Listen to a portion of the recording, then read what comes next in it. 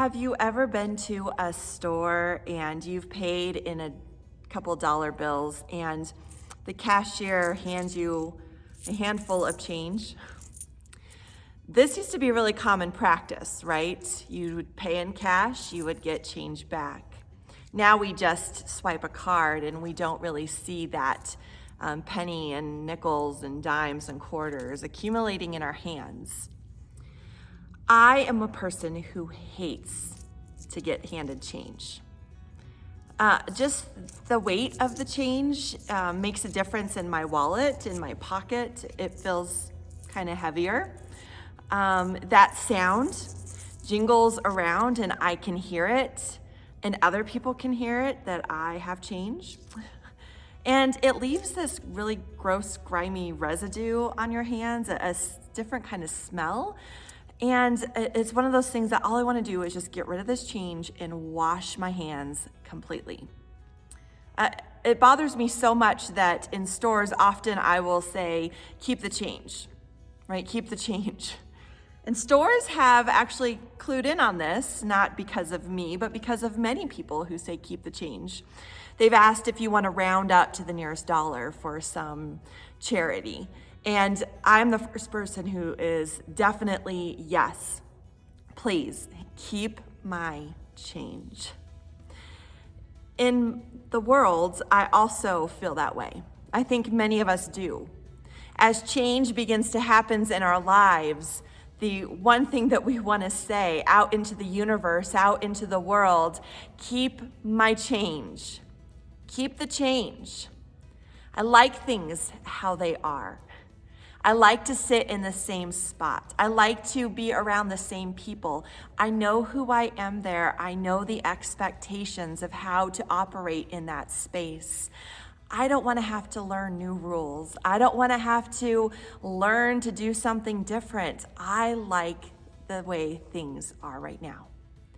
And so change in our lives, it can feel heavy. It can begin to weigh us down. It's that constant companion that we can hear over and over in our lives. It even can make us feel like our hands are grimy, that we need to wash them. We just want things to go back to the way they were. But a couple of weeks ago at Vacation Bible School, I got to see change in a new way.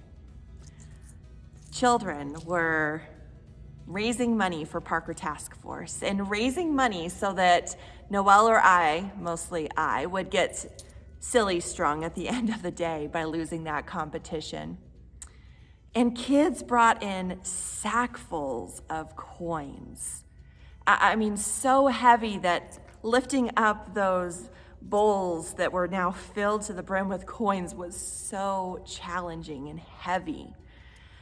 But where I saw heaviness and burden and something that I did not want to be a part of, kids saw something different. They saw possibility. They were excited.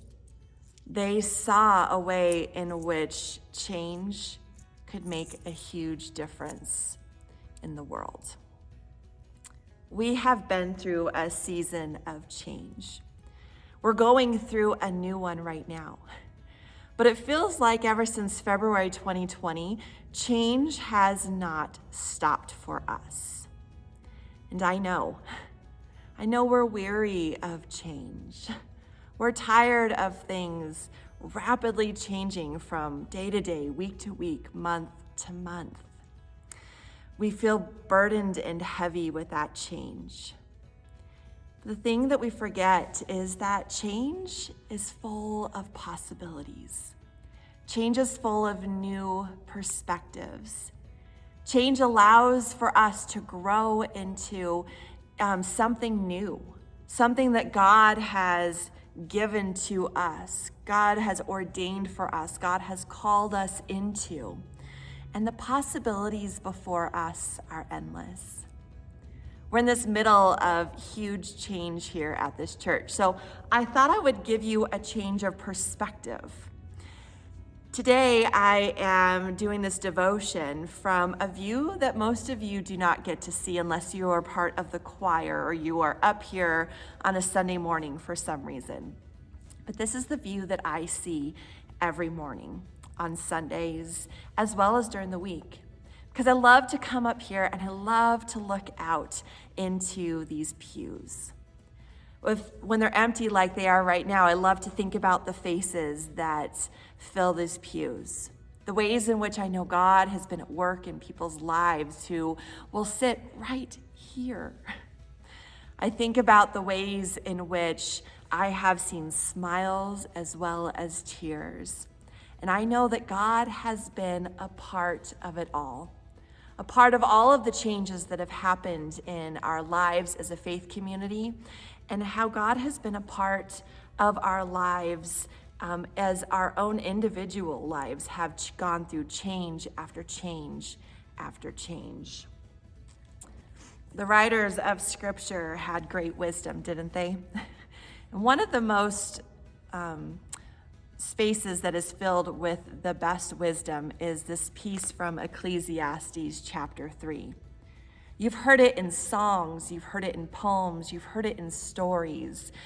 These words are full of wisdom and speak about the change that happens continually from the beginning of time all the way until now and after. I read to you from the Message today.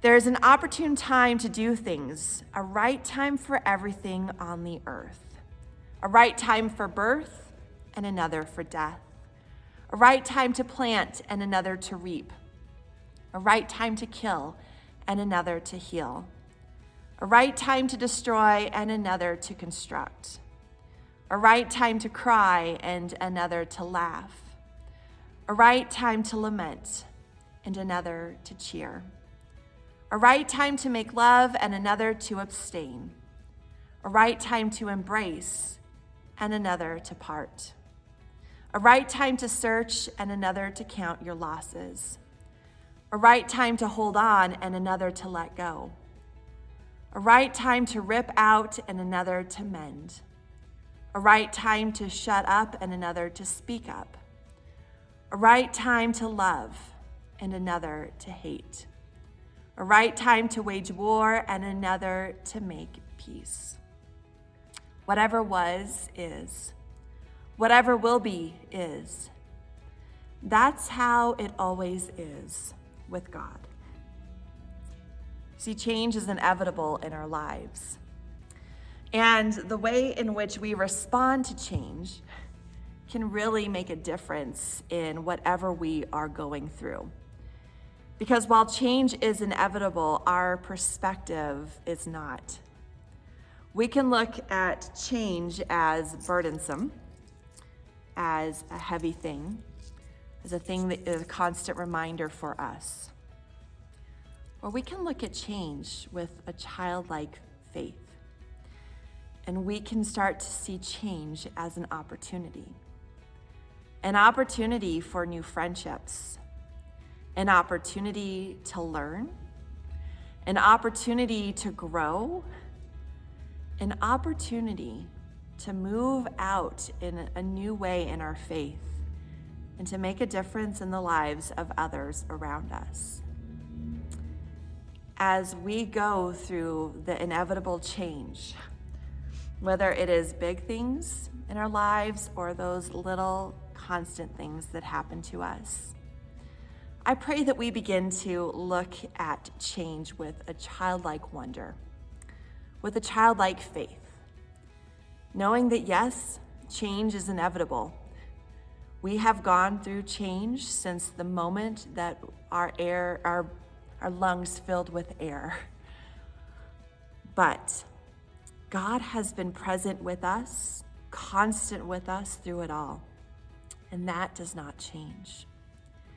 And so change means that God is our constant. And there are beautiful possibilities before us. All we have to do is change our perspective.